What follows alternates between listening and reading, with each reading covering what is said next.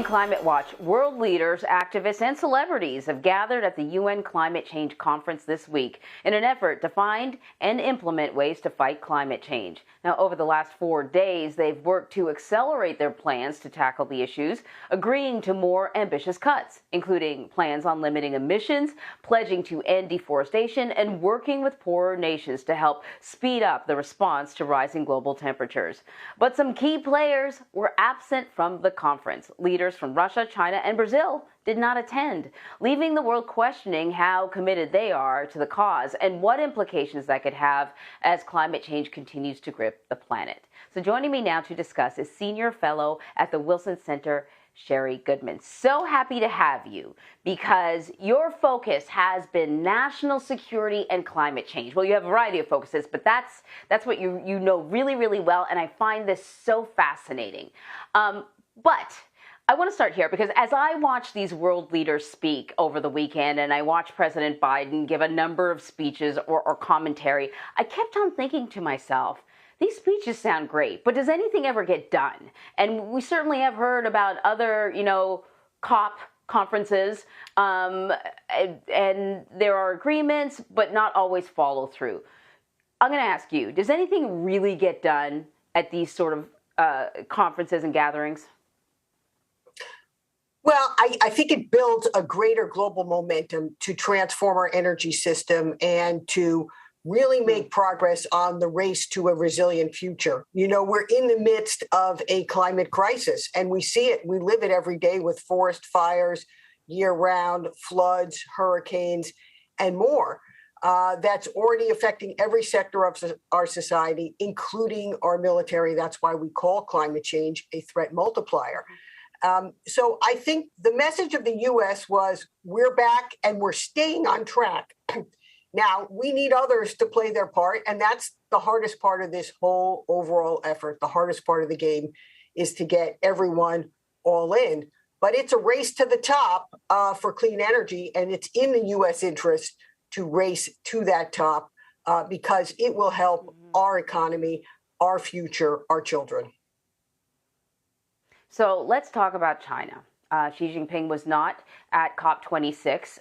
China is the #1 greenhouse gas emitter in the world. Xi Jinping did release a written statement, urging stronger climate action. And I think China has, made some movement in regards to coal, but really not enough to be a game changer. So what does China's absence signify? And then how do other countries pressure China to do more? Well, those are all the right questions. China's not moving fast enough. And so that's part of what the effort was intended to address this week. But clearly, they're going to act in their own self-interest. And so the U.S. has to continue to act in its own self-interest. Now, let's be realistic. China is as vulnerable as every other major country to climate effects. It's facing floods, droughts, supply chain disruptions as well. So it's going to act to reduce its climate risk. And that's something that the U.S. needs to take into account. And it will move at a slower pace, likely to move off coal. But that's why, as we transform, we will be able to capture, if we're smart about it, some of those clean energy markets that in the last decade, China has become dominant in, particularly in the production of solar panels. So we have to be able to walk and chew gum. We have to compete. And we have to address the climate risk at the same time. So also not in attendance, President Putin of Russia, President Bolsonaro of Brazil. Can we make any significant movement on climate change if we don't have some of these larger emitters all on board? China, for sure, could be a game changer. But what about some of these other ones like Russia and like Brazil and India? Who was there? Right. Well, India and Brazil are absolutely key. India is on track to become the largest emitter. So we need India to be in. And India made some pledges this week. We, of course, needed to go further. We need to continue working with India. We have, over the last several decades, developed a much stronger partnership with India. And I think we need to, as it ensures that more citizens in India have access to energy, we need to ensure that it's done in a way that advances the renewable and clean energy transformation. So that needs to happen. And, Brazil is a tough case right now, but the pledge on deforestation and the investments and pledges committed by many countries around the world to help reduce deforestation are going to be very important. And Brazil itself is dramatically affected by climate risk. And as it loses the Amazon, it also affects its economy and therefore its global stability. We have to understand that these climate threats are now right at the center of global stability. We call China, for example, the pacing threat affecting how we develop our military capability. At the same time, climate is the shaping threat, the context in which everything we do matters. Today, increasingly, we deploy our own military to help with floods, fires, and hurricanes here at home. So we have to be able to do both, help Americans here at home, and we have to compete abroad.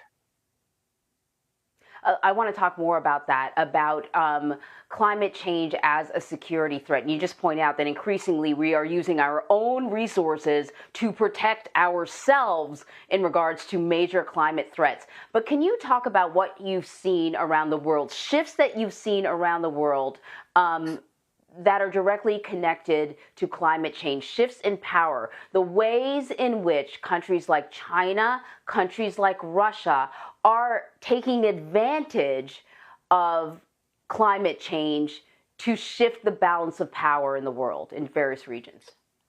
Well, just take the Arctic. We've seen a whole new ocean open in our lifetime with melting, retreating sea ice, collapsing permafrost, and rising temperatures.